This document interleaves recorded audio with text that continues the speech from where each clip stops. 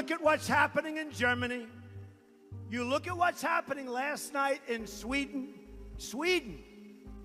Who would believe this? Sweden. They took in large numbers. They're having problems like they never thought possible.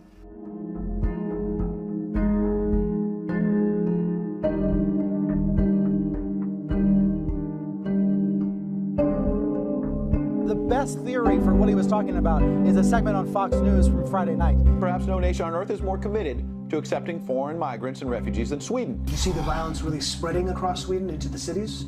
At least 1 or 2 times a week. It's a very political film suggesting that refugees are bringing lots of violence and threats to Sweden. So perhaps President Trump saw that segment on Friday and was referring to that being last night because that would have been Friday night.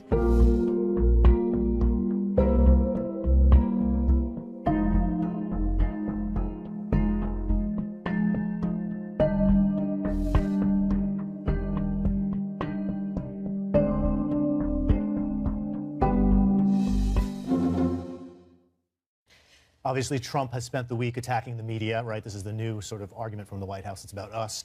Not everyone in the White House was on board with this, making the media the enemy. There's a debate between the usual factions, including Bannon, who is very much in favor of going after the media and making this a sort of Trump talking point all week. And other people who actually talk to the media a lot more and go on were not so excited about this. One senior White House official said that's great for him. He never talks to the media. The rest of us have to take all of the media's piss and vinegar was the language. So a debate over that strategy in the White House. Yeah. We've seen candidate Trump bash the press. We've seen President Trump bash the press as well. I mean, sometimes he calls out reporters by name that he doesn't like. We all covered rallies where he did that. But this seems to be ratcheted up to a whole new level. I mean, he, in a tweet, talked about the fake news media, as he calls it, as the enemy of the American people. Why is this going on now? What is the strategy, if there is a strategy? That tweet was so amazing when you really think about that. This idea that the press is not just covering him unfairly in his eyes, but that he actually sees us as the enemy. There is a strategy to this for some people inside the White House. They feel like Trump's supporters already look skeptically on the media, so they don't see any downside to him carrying on that narrative further.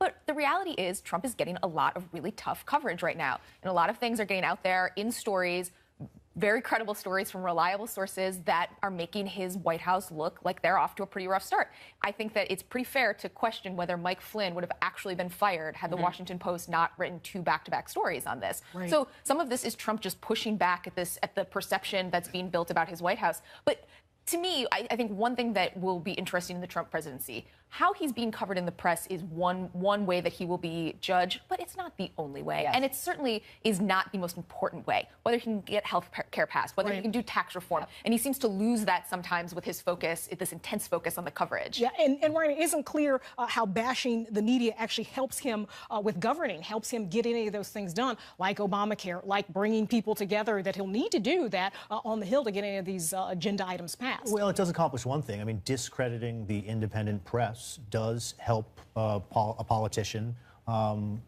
become the sole source of information to their supporters, right? I mean, look, he's not the first president to attack the press. He mentioned Jefferson. Obama did the same thing. And just to point out, you can cherry pick a quote from any of the founders to make your argument. Right. And just to read one other from Jefferson. Yes. Were it left to me to decide whether we should have a government without newspapers or newspapers without a government, I should not hesitate a moment to prefer the latter. That's right. Thomas Jefferson. Yeah, you didn't mention that part. Look, with the First Amendment in a democracy, we're lucky. We don't get thrown in jail. You know, in a lot of other countries, the way you deal with the press is you throw them in jail. In America, the way politicians have long done it is you attack them rhetorically. Now, this is at a level that we have not seen. Right. You really do have to go back to the 19th and 18th century to see the kind of attacks coming from leaders like this. And I will say, I think it's a little bit dangerous when you start, as the President of the United States, the most important person in the free world, to describe us as the enemy of the American people. There are a lot of people who are not stable out there, and when they see a president that they respect and admire calling a certain segment of the population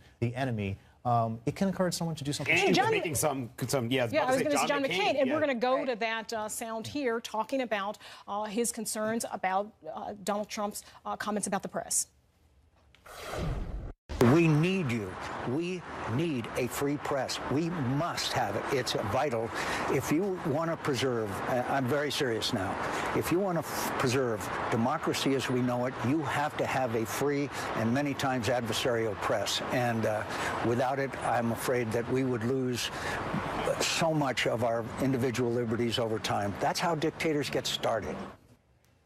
Manu. Yeah, that's a pretty remarkable statement. Powerful, yeah. And I think that what Trump is saying of calling the press the enemy is unnerving a lot of Republicans. Few are speaking out right now. John McCain is one of the few who has not been afraid to criticize Trump on everything from building the wall to, about Russia and clearly about the media. I mean, from my vantage point, I mean, from what I'm hearing too, and it seems pretty obvious as well that what Donald Trump is trying to do is change the subject. Yeah, right. He's getting bad coverage, and we're focusing on a lot of the controversies and stumbles in the early part of the administration.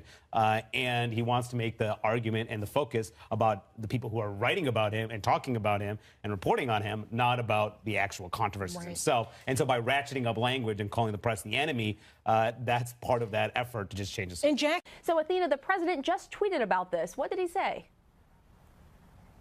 Hi, Pamela. That's right. The president saying, my statement as to what's happening in Sweden was in reference to a story that was broadcast on Fox News concerning immigrants and Sweden. Now, I want to play for you this segment that was broadcast on Friday night, and then we'll talk about it on the other side. Let's play that.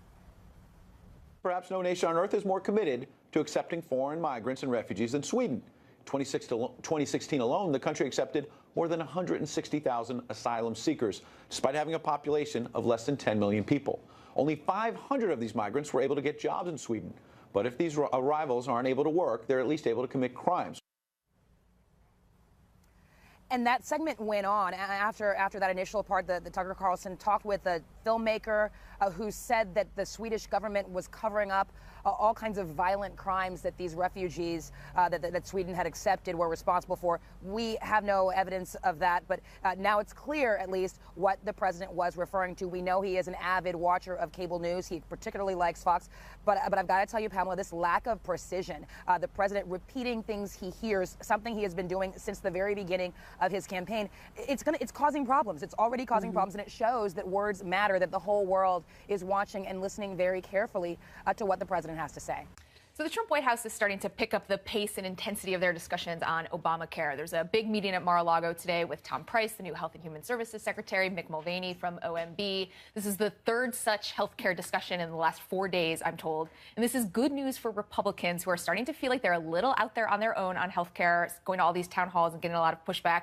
The next benchmark to look for, though, early March. That's when the White House says that they're going to be putting out this mystery plan on Obamacare repeal and replace that we've been hearing so much about and have seen so few details on. Solidarity today in New York's Times Square. Hundreds gathered for a rally organizers called Today I Am a Muslim Too.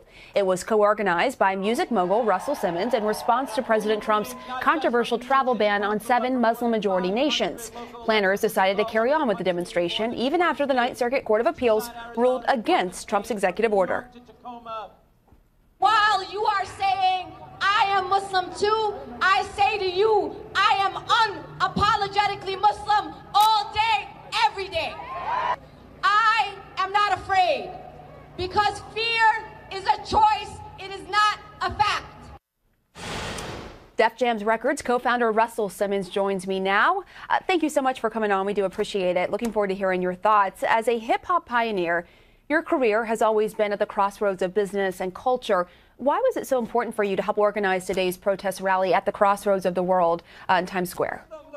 First, we've organized this rally before this. I am a mogul. I mean, I'm a Muslim too. We did it last time about 4 or 5 years ago, and Congress shut down. It was very effective during those McCarthy-esque inquiries into the innocent Muslims, and so it shut the Congress down. And so now we're back again, but now hopefully, not hopefully, I mean, it's evident that we were able to organize more people, thousands, not hundreds.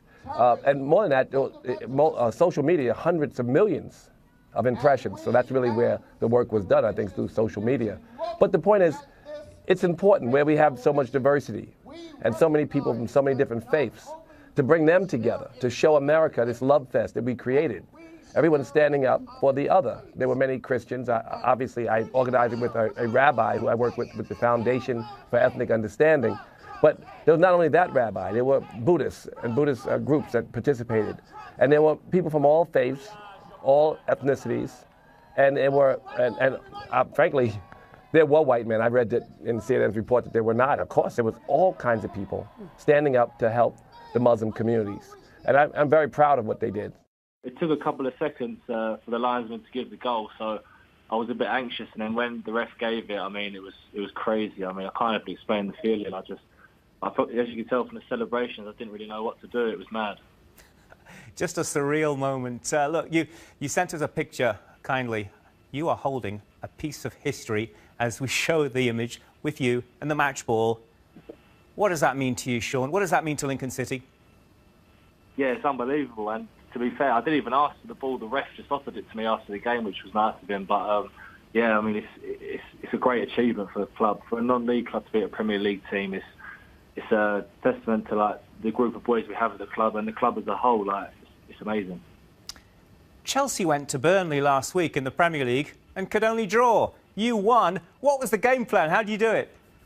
Yeah, I mean, we spent all week working on our game plan. We watched that Chelsea game a few times, and we sort of tried to see how Chelsea exploited Burnley and tried to use a bit about ourselves. And I mean, Burnley's home record was so good this season, like you saw drawing with Chelsea, and so for us to win is a massive achievement. So we got Leicester City, we've got Lincoln City, just like Leicester City. How much inspiration, LCFC, what sort of inspiration are you taking from Leicester's heroic exploits of last season? Yeah, definitely. Look, I mean, Leicester winning the league was unbelievable, and that just shows football's a crazy game and anything can happen. And we did sort of reference Leicester in our build-up to the game. We said if Leicester can win the Premier League, then we can go and beat Burnley in one game. So, and it's obviously proved to happen. So yeah, it's crazy. I'm hearing, Sean, that you are a bit of an Arsenal fan. So with that in mind, if they get there, of course, who do you want next in the last 8 of the tournament? Well, yeah, I'd love to get Arsenal, but obviously they've got to get past Sutton, who, I mean, it's not a guaranteed win for them. As you saw today, like non-league sides can beat the Premier League side. So, but if Arsenal do get through, then I'd love to get them. Yeah, that'd be a dream. Today I came as Batgirl, or Batwoman. Yep.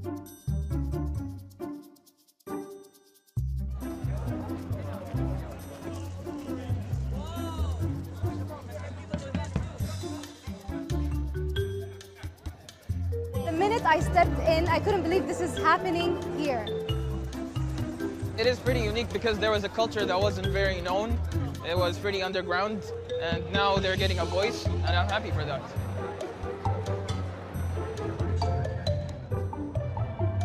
Saudi Arabia is a rich country, actually. Not just oil, no. Also with people, with young people. They like arts, different kind of arts.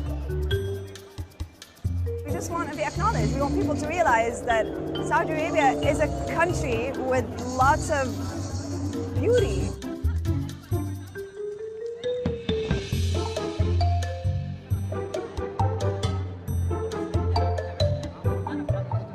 It's a big move for Saudi to have something like that.